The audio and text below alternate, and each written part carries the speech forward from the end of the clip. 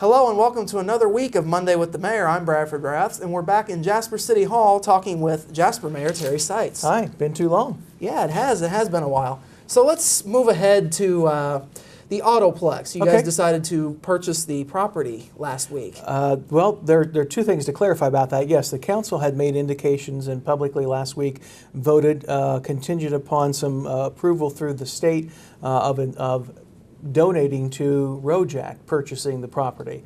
At this time, as it's prepared, the city is not purchasing that property but contributing to its purchase. It's someday, the way the agreement goes between Rojack and the city, it's likely that would become city property. So we're playing a rather different role. The council has chose to fund at a particular level, I think up to $200,000. And at this particular point, that's where it's at as we await the kind of the final considerations on the contingencies that were put in that. So it is a piece of property that we've heard quite often that people say we should get. How we go about that, how it's purchased, at what price, those are things that were all ancillary to the vote last week. And you attended, I think, the meeting, and you saw what happened. So moving ahead, tomorrow night, a big public hearing on Beaver Lake. Right. Residents had a lot of concerns about not being able to speak at the Utility Service Board meeting, I understand. I think probably that's the best way to look at it. The Utility Service Board meeting is a public meeting. Tomorrow night's meeting, or Tuesday night's meeting, will be public as well. It's being held, and it's going to be taking place at the Hobbig Center, maybe a little less formal. But ultimately what we want to do is do the same thing that we did at the Utility Service Board, listen to what people have shared. We've asked them to bring any photographs of before and after, certainly to learn. We are not imparting and do not expect to impart any knowledge tomorrow night about that or what we could see as the problem might be, if there is a problem and how that shapes out, but as much to listen to the landowners and give them a chance a little bit more, while at a public meeting, a little less formal. And that's what tomorrow night is for. So once again, it's not for any reason to impart on anyone anything. That's right. Right now, I think we still are in the fact-gathering stage of trying to understand. Realistically, as someone who inherited the construction of the spillway in progress when I became mayor, I'm not an engineer, I cannot really figure out, again, how there could be a discrepancy in water whatsoever. Fundamentally, though, we know that it was, we're looking back through history and verifying things, that it is built essentially as a watershed area, and then it has become, because of Patoka Reservoir, more of a recreation area. So again, we want to listen. Okay. So it has been a couple weeks since we've been here. That's right. Anything else that going on around? Well, I know that as we look into downtown Jasper, the riverfront, etc., we we'll be getting some and have been looking at some very preliminary thoughts that have been shared with me from City Visions, and we know that City Visions is actually in the building this week, Monday and Tuesday. They'll be still doing some stakeholder interviews, a couple of follow-ups if things have changed. I know that they are meeting separately with Mr. Foose again because of the legislation that was passed, to see again how he sees any improvements to that particular building in Jasper Cabinet. And they've done an outstanding job. So even though we've gotten some preliminary thoughts, the process continues, and our next step would be probably to look at maybe developing these or giving them advice as to what we see, things that would be probably another public session to share more information about that.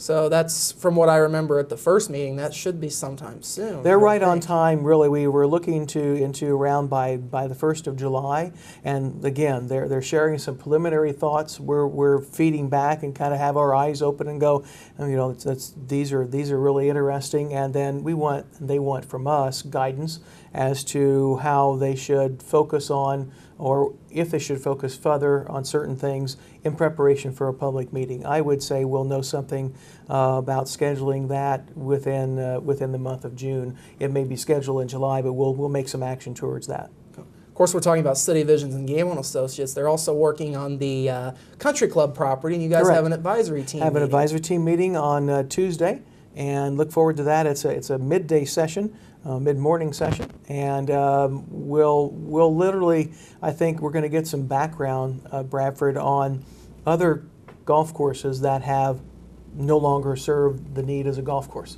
things to look at nationally or regionally, things that have been done, and that's really critical because we've not had a golf course that went back into traditional land use, and certainly the country club course, because of its age, has generally been something that virtually everyone in Jasper has grown up with its appearance being a golf course. Now it's going to be doing other things.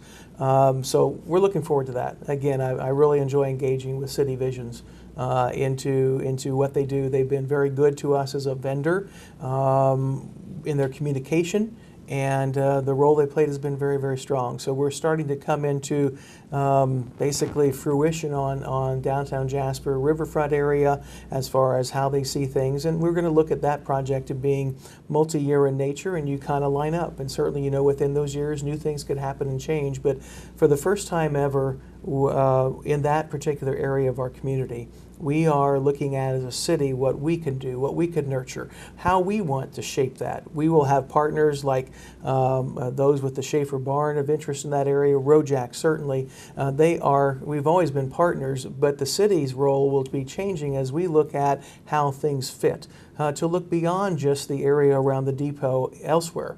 And that's really what this is all about. And I think it's a very key step for the community to play that role, because we've made a significant investment already in that particular area, and we have ongoing investment because we sustain and maintain running the train, taking care of the maintenance, booking the events.